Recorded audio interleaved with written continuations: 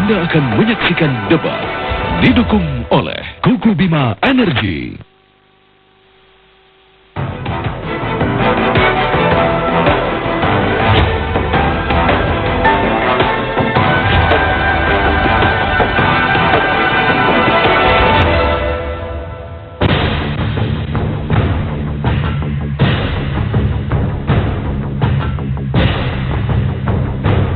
Perseteruan antara Muhammad Nazarudin dengan Anas Urbaningrum kian memanas.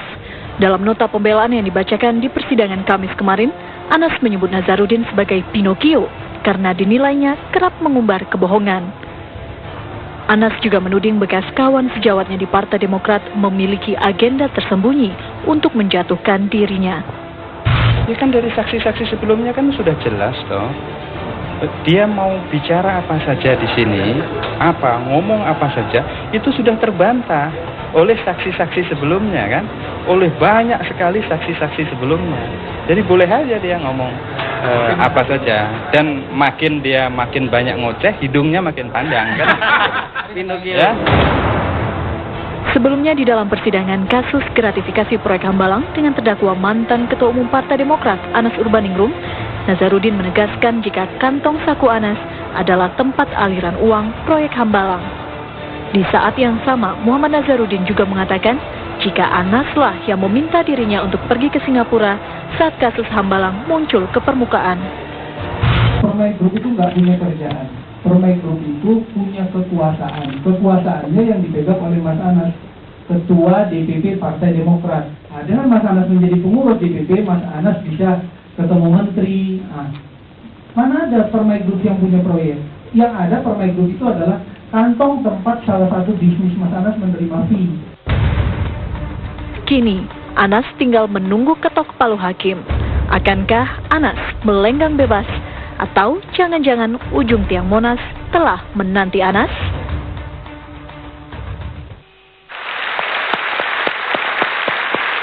Selamat malam. Saya Alvito Dinova Ginting, Anda menyaksikan debat. Malam hari ini kita berbicara tentang Anas yang saat ini barangkali tengah menunggu vonis yang akan dijatuhkan hakim kepadanya.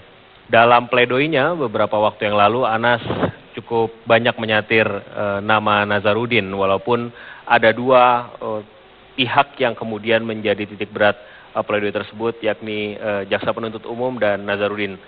Jaksa penuntut umum disatir oleh Anas sebagai pihak yang kurang objektif dalam melaksanakan tugasnya dan seterusnya. Kita akan bahas malam hari ini dalam debat kali ini. Begitu juga yang paling menarik adalah nama Nazarudin masih terus dipantau dan dicermati bahkan dalam pledoi Anas Urbaningrum. Saya mau terlebih dahulu ke kuasa hukumnya. Tuntutan dulu, Pak Firman. 15 tahun dan kurang lebih biaya kerugian negara, kira-kira kalau ditaksir sekitar 100 miliar lebih. Bagaimana kemudian pihak Anas menanggapi ini? Ya, baik. Tuntutan KPK tentu kan belum tentu benar. Jadi kita sudah menyampaikan uraian atau alasan-alasan yuridis untuk menyatakan ketidakbenaran daripada tuntutan jaksa penuntut umum.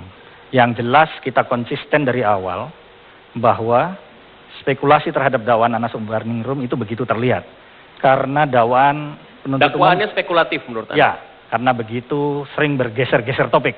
Mulai dari awalnya kasus Hambalang, kemudian ketika faktanya itu tidak clearness, ya, kemudian bergeser lagi kepada pencucian uang. Kongres. Nah, kemudian di Kongres juga kita sama-sama lihat bahwa unequal treatment tidak terjadi di situ karena ternyata hanya Mas Anas Urbaningrum saja sebagai salah satu kandidat calon yang dimintai pertanggungjawaban, padahal ada lebih dari 1 atau 3 kandidat calon. Kemudian yang terakhir adalah calon presiden. Ini tuduhan yang paling sophisticated lah, paling canggih. Walaupun setelah terakhir kita lihat buktinya cuma doa dari keluarga, SMS dari keluarga dalam bahasa Jawa ya, muga-muga dadi presiden. Nah itu kemudian dianggap Mas Anas mencalonkan diri menjadi presiden. Pada sisi 3 konstruksi itu sejak awal saya mengatakan ada abnormality proses. Karena disinilah kemudian pihak Anas mengatakan bahwa ini murni kasus politik sebenarnya, bukan? Ya, sebenarnya pada sisi itu yang kita tekankan karena unequal prosesnya sudah terlihat dari awal. Sisi lain kemudian ternyata struktur anatomi dakwah ini hanya mengandalkan keterangan kliennya beliau-beliau berdua ini. Apa yang salah Nazarudin. dari pernyataan itu? Oh, soal Pinocchio itu? Bukan predikat yang disampaikan Mas Anas. Ya. Itu kebetulan majelis bertanya di dalam persidangan. Tetapi karena bukankah Nazarudin itu kemudian membuka kotak Pandora, ada beberapa nama yang kemudian akhirnya ikut Nazarudin juga ke dalam penjara, kan? Nah, ini satu soal yang terkait dengan posisi Mas Anas Urbaningrum. Yang pertama yang paling menarik adalah saksi-saksi yang semuanya ya awalnya adalah saksi yang memberatkan, diajukan jaksa untuk memberatkan Mas Anas Urbaningrum, justru malah saksi yang meringankan. Maka hakim juga bertanya, tolong Pak Jaksa, carikan dong, hadirkan dalam persidangan saksi yang memberatkan Anas Urbaningrum. Karena justru saksi ada cat kok malah keterangannya malah meringankan. Khusus menyangkut Pak Nazarudin itu ada yang menarik selama ini. Biasanya karyawan itu begitu setia pada atasannya. Tapi kali ini justru karyawan-karyawannya malah mengatakan Pak Nazar lah ya, yang menjadi pemilik PT Anugrah. Dan kemudian banyak fakta di persidangan yang cukup mengejutkan kita. Ada yang menangis, ya, ada yang kemudian menyampaikan bahwa ada rasa khawatir, takut karena Pak Nazar agak galak gitu Pak pengacara. Jadi kemudian terakhir adalah soal PT Anugrah Permai. Bagi kami harus tegas. Kalau memang sejak awal itu dituduhkan PT Anugrah atau grup Permai itu milik Pak Anas Urbaningrum, segera dilakukan penyitaan. Itu yang tanda tanya besar buat kita. Oke, silakan ditanggapi Bang Rufinus barangkali. Abang Junimar, silakan. Jadi ini sebenarnya persoalan yang sudah sangat basi menurut saya. Karena dulu saya ingat 2 tahun yang lalu saya debat dengan Pak Firman ini pada objek dan konten yang sama. Tapi dia sampai hari ini tidak paham tentang struktur korporasinya. Ini yang saya agak aneh dengan sahabat saya ini. Kenapa saya katakan demikian? Tadi dia katakan, dia tidak tahu bagaimana underlying transaction yang dilakukan antar orang-orang yang ada di Permai Group. Jadi kalau saya loyal kepada dia sebagai atasan, harus. Kenapa? Lihat, Julianis itu loyal kepada siapa? Loyal kepada Nazarudin atau loyal kepada Anas? Bicara loyalitas. Jadi kalau kita lihat struktur organisasi yang dibangun ini, Nazarudin ini underlying di bawah. Layar kedua. Jadi adalah sangat tidak mungkin. Ini saya katakan kepada beliau 2 tahun yang lalu. Sangatlah tidak mungkin kalau saya pemilik perusahaan dan dia bukan pemilik perusahaan, tetapi uang yang keluar itu masuk ke dia. Lihat, bayar hotel siapa? Untuk apa? Kapan? Apakah Julianis mengaku bahwa sumber pendanaan ini datangnya dari siapa? Dan kemana endingnya, landingnya, fundingnya? Nah ini harus kita lihat dengan jernih. Jadi kalau masalah tadi penjelasan Anas berbohong, harusnya dia udah digantung dulu kemarin di Monas. Tapi kita lihat nanti putusan. Kita lihat nanti putusan. Kalau nanti yang pengadilan mengatakan dialah yang berbohong, saya pikir Bung Firman ini yang saya Bagaimana kemudian tanggapan Anda terkait dengan pernyataan Anas yang mengatakan bahwa klien Anda itu bukan justice collaborator tapi criminal collaborator? Sudah menjadi justice collaborator. Tapi Anas bilang itu criminal collaborator. Oh boleh saja istilah itu, terminologi itu. Jadi kalau LPSK, KPK sudah mengini sesuatu proses yang sudah terjadi, ya kan? Ini kan lewat satu pergumulan yang panjang orang masuk ke LPSK itu nggak sembarang.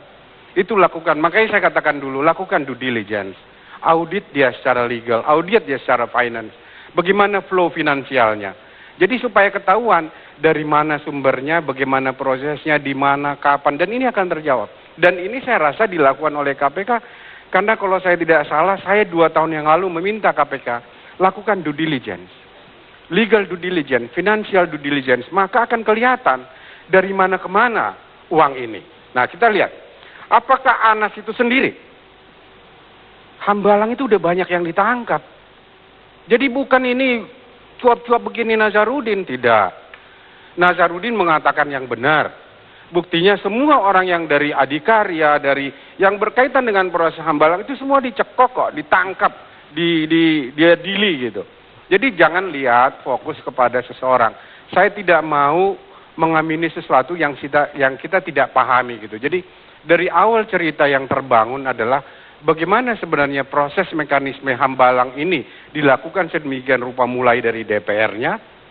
Ya Anda tetap yakin bahwa sebenarnya intelektual dadernya sebenarnya adalah Anas Urbaningrum, lepas dari ada Nazar dan lain sebagainya. Ya tentu. Itu saya rasa tidak mungkin KPK kalau intelektual dadernya itu orang lain. Tidak mungkin KPK melakukan due diligence menangkap Anas begitu aja karena masalah politik. Itu sangat tidak mungkin. Oke, kita akan lanjutkan. Kami akan kembali sesaat lagi. Tetaplah bersama kami.